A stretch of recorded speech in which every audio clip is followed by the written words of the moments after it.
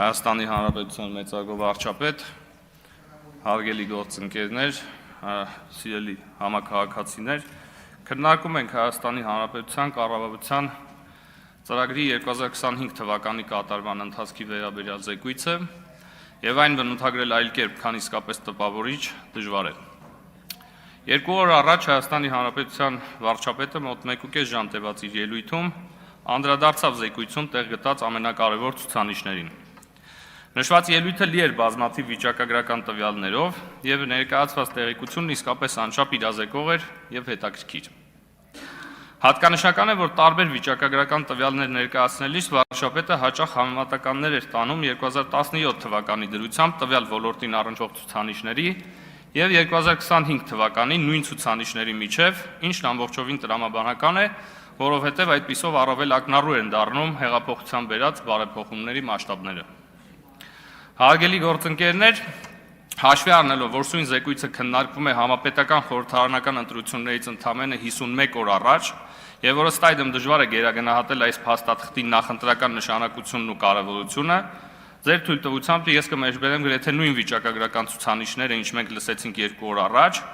այս ամբիոնից, միայն թե այս անգամ այդ թվերը դնելով համեմատության մեջ ոչ թե 2017 թվականի ցուցանիշների հետ, այլ նախկինների կողմից նույն ժամանակահատվածի կառավարման ցուցանիշների հետ։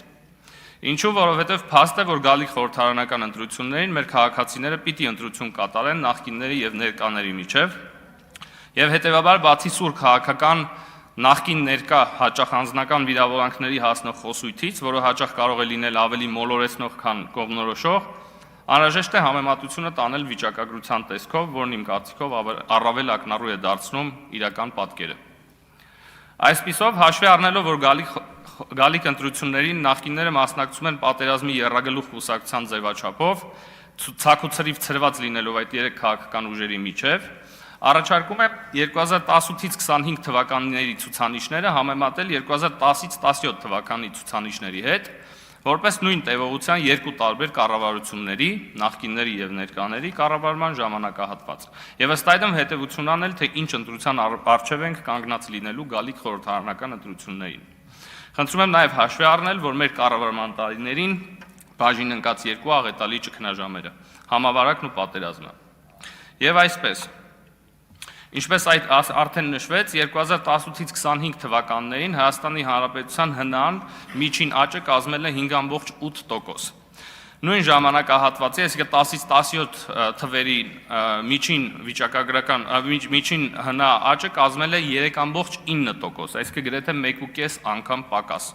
Եթե հանում ենք կոവിഡ് եւ պատերազմի տարիները եւ վերցնում ենք 21-ից 25 թվականները համեմատելով 12-ից 17-ի հետ, տարբերությունը դառնում է գրեթե 2 անգամ, 7.9 եւ 4.2։ 2010-ից 2017 թվականներին Հայաստանի Հանրապետությունում նոր աշխատատեղերի գրանցման թիվը կազմում է 100,000, միջին տարեկան աճ 12,500։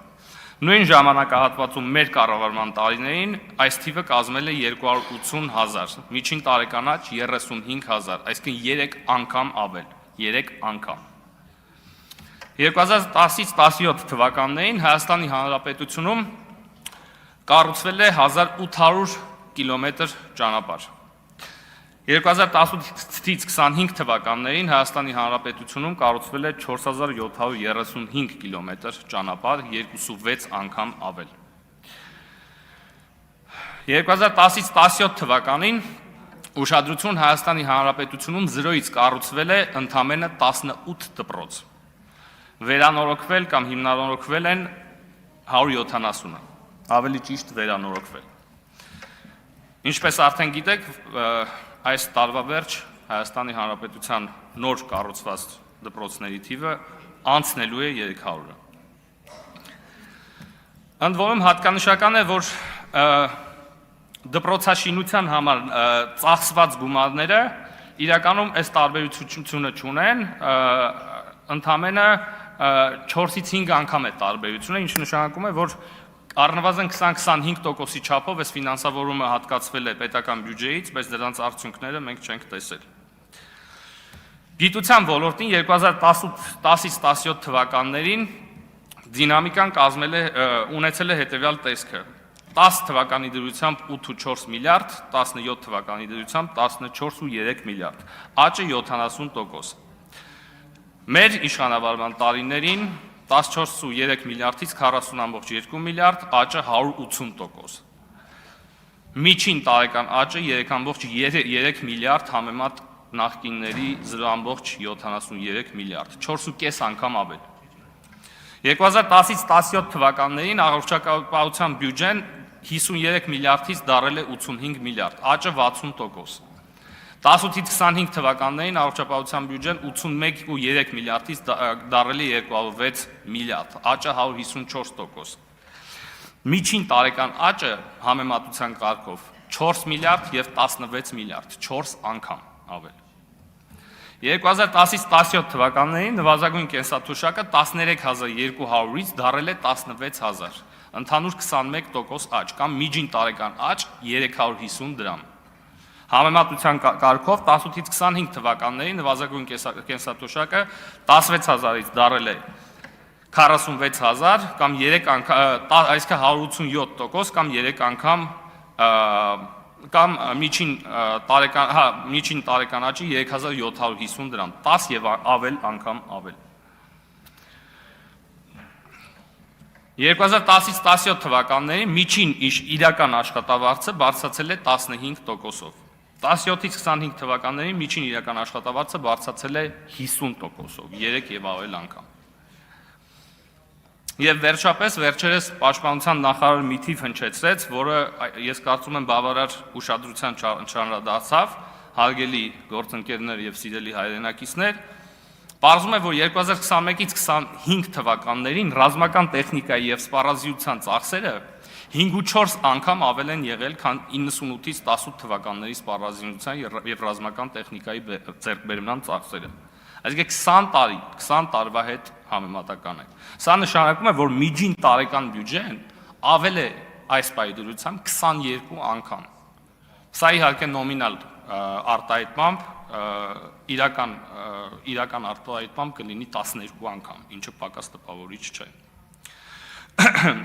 Սիրելի հայրենակիցներ, պիտի նշեմ, որ զարգացած եւ զարգացող ժողովրդավարություններում վերը նշված ոլորտներում նույնիսկ 10-ից 20% առավելությունը մեկ քաղաքական ուժի մյուսի նկատմամբ ունենում է վճռորոշ նշանակություն ընտրությունների արդյունքների վրա։ Իսկ այստեղ, ինչպես նկատեցիք, խոսքը գնում է 2, 3, 5, նույնիսկ 10 անգամ ցուցանիշային առավելությունների մասին։ Բայց ի վերջո ինչ են մեզ ասում այս թվերը։ Այս թվերը մեզ ասում են, որ եթե գալիք ընտրություններին քվեարկեք եռագլուխ պատերազմի կուսակցության, այն է Սամվել Կարապետյանի, Ռոբերտ Քոչարյանի կամ Գագիկ Ծառուկյանի ղեկավարած քաղաքական ուժերից եւ որևէ մեկի օգտին, ապա Հայաստանի տնտեսությունը կաճի մոտ 1.5-ից 2 անգամ ավելի դանդաղ տեմպերով։ Հայաստանում աշխատատեղերի ավելացման աճի տեմպը 3 անգամ կընկնի։ Դուք կունենաք 3 անգամ պակաս վերանորոգված եւ հիմնանորոգված ճանապարհներ, սա էլ այն պարագայում, եթե ընդունենք, որ նախկինում ճանապարհաշինության համար հատկացված բյուջեն 100%-ով ծառայել է իր նպատակին, ինչն ակնհայտորեն չի համապատասխանում իրականությանը, եւ հետեւաբար այդ թիվը հավանաբար 3 չէ, այլ պայմանականորեն 10։ Դուք կունենաք 17 անգամ պակաս նորակառույց դպրոցներ, 17 անգամ։ Դուք կունենաք 5 անգամ պակաս ֆինանսավորվող գիտություն, դուք կլինեք 4 անգամ պակաս առողջ կամ 4 անգամ ավելի խոցելի առողջական ռիսկերի առաջ։ Դուք կունենաք 10 անգամ ավելի խոցելի սոցիալական անապահով բնակչություն։ Կստանաք 3 անգամ պակաս աշխատավարձ, կլինեք առնվազն 12 անգամ պակաս զինված եւ պակաս ուժեղ։ Դուք կլինեք 100%-ով պակաս խաղաղ, որովհետև ի թիվս վերը թվարկած բարիքների ճակերտների մեջ պատերազմի եռագլուխ կուսակցությունը խոստանում է մեզ բերել պատերազմ կամ պատերազմի անվերջանալի շարունակականություն։ Եվ վերջապես դուք կդադարեք լինել այս երկրի տերը, որովհետև ձեզանից կգողանան ձեր իշխանություն ձևավորելու իրավունքը Հայաստանը վերադարձնելով ընտրակեղծ ծառայության դարաշրջան։ Նրանք նույնիսկ ընդդիմության կարգավիճակում են փորձեր անում մեր քաղաքացիներին առուծախի առարկա դարձնել, դժվար չէ պատկերացնել իշխանության գալով ինչ դեր կվերապահեն ժողովրդին։ Հարգելի գործընկերներ, ընդդիմությունը գիտակցում է, որ մեր ժողովուրդը ռացիոնալ է եւ ունենալով նկարագրված երկընտրանքը միանշանակորեն կայացնելու է ռացիոնալ որոշում։ Եվ հենց սրանով է պայմանավորված գնալով ահագնացող հիբրիդային հարձակումների տեմպը, տարբեր մանիպուլատիվ եւ ստահոդ տեղեկությունների տարածման տեսքով, որոնց նպատակն է ժողովրդի մեջ վախեր սերմանելով նրան դրդել իռացիոնալ որոշումների։ Այստեղ ես պիտի ընդամենը 30 վայրկյան։ Այստեղ ես պիտի ընդամենը հերթական անգամ արձանագրեմ, որ նրանք այդպես էլ չճանաչեցին մեր քաղաքացիներին եւ իսկապես չեն պատկերացնում, թե ինչ սուբյեկտի հետ գործ ունեն։ Իսկ դրա պատասխանը նրանք կստանան հուլիսի 7-ին, երբ մենք բոլորս միասին կգնանք ընտրատեղամասեր եւ տեր կկանգնենք մեր բարեկեցիկ ապագային, մեր պետականությանը, մեր խաղաղությանը եւ մեր ազատ եւ երջանիկ Հայաստանին։ Արծվիկ Մինասյան։